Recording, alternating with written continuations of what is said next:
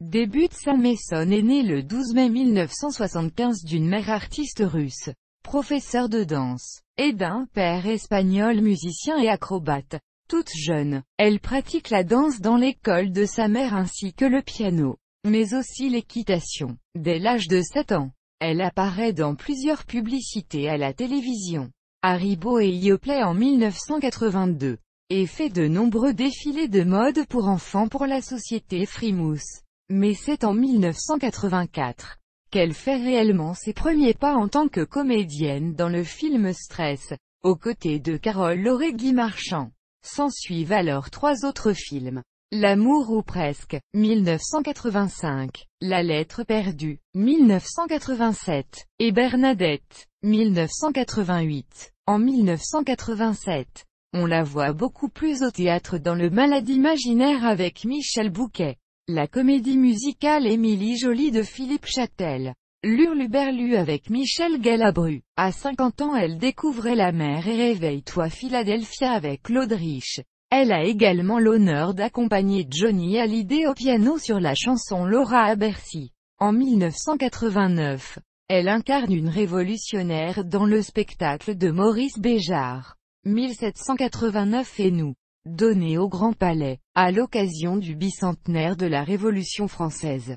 Premier pas vers le succès. 1989 marque également l'entrée d'Anne chez Disney France. Sa carrière est alors lancée avec son premier single Oliver, qui séduit le public par son air entraînant et joyeux. Elle devient alors ambassadrice de la compagnie, et succède à Douchka, dont elle avait été choriste sur l'un des derniers 45 tours. Comme le dit toujours mon père. Son premier album, dont elle est l'éponyme, sort à la fin 1990, en même temps que le 45 tours La Petite Sirène qui accompagne la sortie du film en salle en France. Anne y interprète notamment le générique du dessin animé Tic et Tac. Les Rangers du Risque. L'année suivante sort Demain c'est aujourd'hui. Titre composé par Émile Vandelmer du groupe Gold, qui lui ouvre les portes de l'Olympia du 26 février au 15 mars 1992, pour pas moins de 36 représentations. Anne dira que sa première expérience de la scène l'a décoincée, précisant « Un artiste se demande toujours si son public l'aime. Mon spectacle l'a confirmé. Je n'ai qu'une envie, remonter sur scène avec des musiciens et, pourquoi pas, avec une guitare et un piano puisque j'en joue. » Avec son spectacle « Anne au pays d'Euro Disney ». 2 autres albums sortent au rythme annuel, dans lesquels Anne affirme une image moins enfantine. Que fera la belle? Le 4e album de Anne qui comporte 12 chansons parmi lesquelles 4 titres Disney. Et dans les 8 autres chansons Anne déclara dans une interview, réalisée par Éric Pavon pour le Journal de Mickey, qu'elle aime beaucoup Clarisse et les étoiles qui parle d'une enfant autiste et rockstar qui évoque le rêve de toutes les jeunes filles, de devenir une vedette de la chanson, ainsi que Le Pays Blanc, une chanson pour la défense de l'Antarctique. En 1992 Mon plus beau rêve en 1993. Parallèlement, Anne co-anime l'émission Disney Parade sur TF1 le dimanche après-midi de janvier 1990 à août 1994, aux côtés de Jean-Pierre Foucault, et participe à une émission de radio avec Remo Forlani.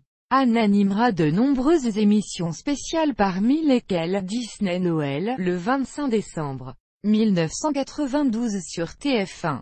Elle participe aussi à la chanson Ta radio c'est ton droit qui avait pour but de défendre Superloustic, une radio pour enfants en passe de fermeture définitive. En 1994, la sortie d'un best-of marque sa rupture avec Disney. Elle est remplacée par Séverine Claire comme ambassadrice de Disney en France.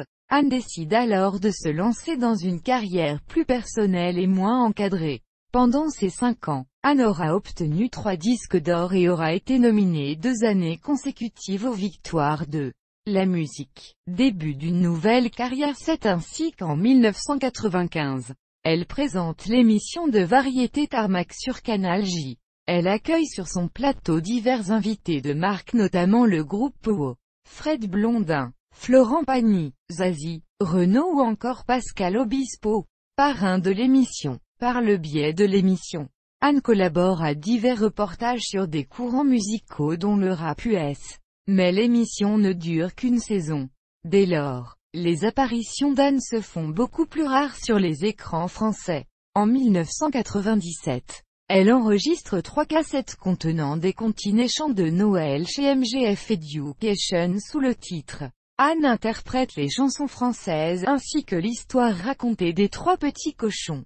En 1998, elle part pour les États-Unis, plus précisément à Los Angeles dans la prestigieuse école du théâtre OFAR. Dans cette école, elle écrit sa première pièce de théâtre, Alfredo's Way, et réalise la même année une démo pour la bande originale du film L'homme au masque de fer. Elle apparaît en 1999 dans une émission Note Forme sur M6 traitant sur les activités exercées dans les thalassothérapie et on entend sa voix dans une publicité Hollywood Chewing Gum, mettant en scène un nain de jardin.